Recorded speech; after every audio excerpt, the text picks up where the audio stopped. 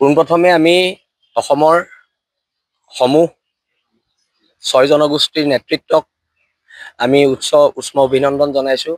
তেওঁলোকৰ ইমান দীঘলীয়া সংগ্ৰামখনৰ এটা সফল পৰিসমাপ্তিৰ দিশে আগবাঢ়িছে আৰু লগতে অসম চৰকাৰক আমি ধন্যবাদ জনাইছোঁ। আচলতে জনজাতিকৰণটো খুব প্ৰয়োজনীয় বস্তু অসমীয়া জাতিসত্তাটো ৰক্ষাৰ বাবে আৰু আমাক ভূমি অধিকাৰৰ ক্ষেত্ৰত অদূৰ ভৱিষ্যতে আমাক সহায় কৰিব আৰু ইমান বছৰীয়া দীঘলীয়া সংগ্ৰাম আৰু এই সংগ্ৰামৰ সফল পৰিসমাপ্তি যে ঘটিছে তাৰ বাবে সকলোকে আমি কংগ্ৰেচুলেশ্যন দিছোঁ আৰু বীৰ লাচিত সেনা অসমৰ মঞ্চৰ পৰাও আমি সকলোকে ধন্যবাদ জনাইছোঁ, যিহেতু বীৰ লাচিত সেনাই পূৰ্বৰে পৰা আমি নৈতিক সমৰ্থন আগবঢ়াই আছিলোঁ এই জনগোষ্ঠীৰ আন্দোলনটোত, যদিও আমি প্ৰত্যক্ষভাৱে জড়িত নাছিলোঁ।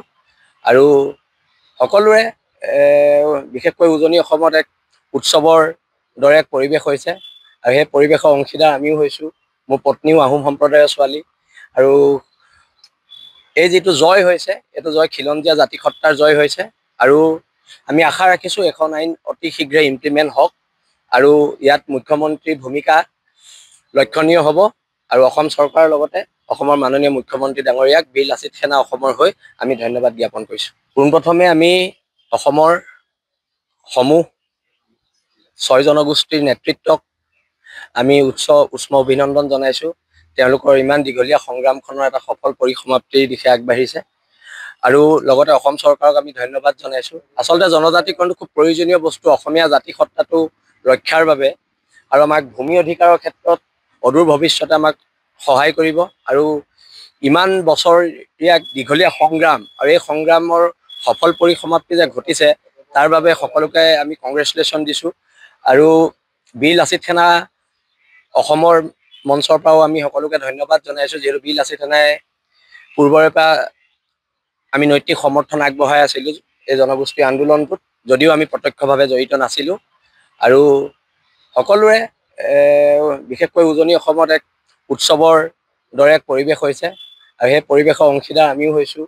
মোৰ পত্নীও আহোম সম্প্ৰদায়ৰ ছোৱালী আৰু এই যিটো জয় হৈছে এইটো জয় খিলঞ্জীয়া জাতিসত্তাৰ জয় হৈছে আৰু আমি আশা ৰাখিছোঁ এখন আইন অতি শীঘ্ৰে ইমপ্লিমেণ্ট হওক আৰু ইয়াত মুখ্যমন্ত্ৰীৰ ভূমিকা লক্ষণীয় হ'ব আৰু অসম চৰকাৰৰ লগতে অসমৰ মাননীয় মুখ্যমন্ত্ৰী ডাঙৰীয়াক বীৰ লাচিত সেনা অসমৰ হৈ আমি ধন্যবাদ জ্ঞাপন কৰিছোঁ। পোনপ্ৰথমে আমি অসমৰ সমূহ ৬ জনগোষ্ঠীৰ নেতৃত্বক আমি উষ্ম অভিনন্দন জনাইছোঁ।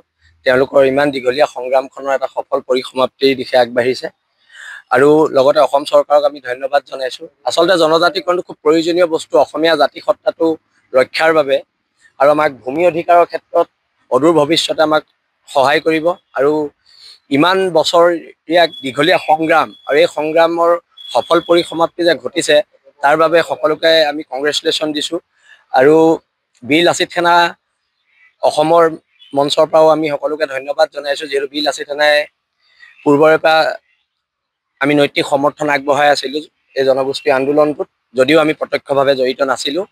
আৰু সকলোৰে বিশেষকৈ উজনি অসমত এক উৎসৱৰ দৰে এক পৰিৱেশ হৈছে আৰু সেই পৰিৱেশৰ অংশীদাৰ আমিও হৈছোঁ।